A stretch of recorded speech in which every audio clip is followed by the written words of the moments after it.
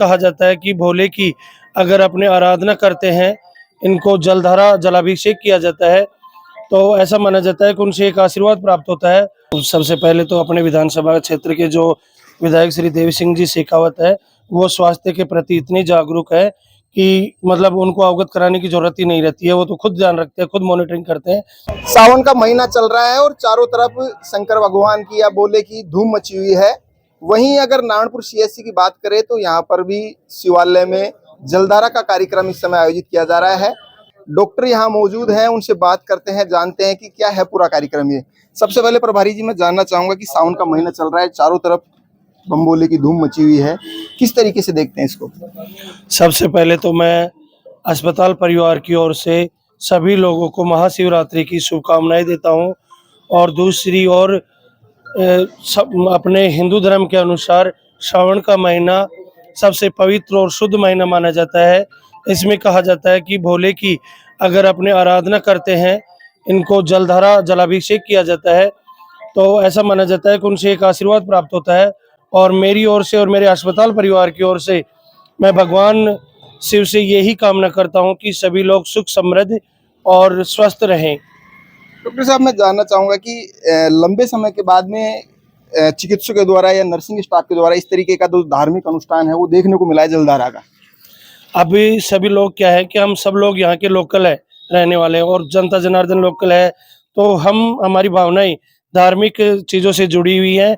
और हम ये चाहते हैं इससे आसपास के लोग भी हमारे से जुड़ते हैं और हम भी जुड़ते हैं, तो आपस में एक परिवार की तरह बंधन बनता है, जिससे ऐसा प्रयोजन हमने सोच समझ के पूरा अस्पताल परिवार की ओर से किया है। अपन जलधारा की बात करें तो कब से ये शुरू हुई और कब इसका समापन और किस तरीके से आयोजित की गई है? ये कल सुबह 11 बजे से जलाभिषेक प्रारंभ किया गया था और आज 11 बजे तक महाशिवरात्रि तक जलाभिषेक किया जा रहा है। और इसके पश्चात हमारी ओर से प्रसादी वितरण की जाएगी अपने लोगों को यहाँ पे। डॉक्टर साहब मैं धार्मिक अनुष्ठान से हटके अब अस्पताल से जुड़ी समस्याओं या फिर उसके बारे में बात करूं तो अब जैसे देखने को आ रहा है कि जैसे मौसम धीरे धीरे जैसे बदल रहा है, बारिश का मौसम है, तो मरीजों की संख्या बढ़ रही है, तो किस तरीके से आपकी तैयारियां उसको लेकर?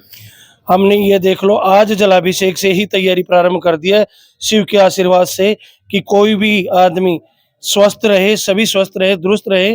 और फिर भी अगर कोई प्रॉब्लम समस्याएं आती है तो पूरा स्टाफ अलर्ट मोड पे है, पूरा प्रशासन अलर्ट मोड पे है कि लोगों को कोई परेशानी का सामना नहीं करना पड़े। सुनने में आ रहा है कि अस्पताल में जो दवाइयां हैं प्रॉपर उतनी उपलब्ध नहीं हो पा रही जितनी सरकार दे पा रही है दवाइयां यहाँ पे। दवाइयाँ उपलब्ध हैं, फिर भी अगर कोई दवाई उपलब्ध नहीं है तो उनको हम अल्टरनेट मोड पे दे रहे हैं कि उनकी उपस्थिति में दूसरी दवाई दे सके और सभी लोगों को मिल सके दवाइयाँ।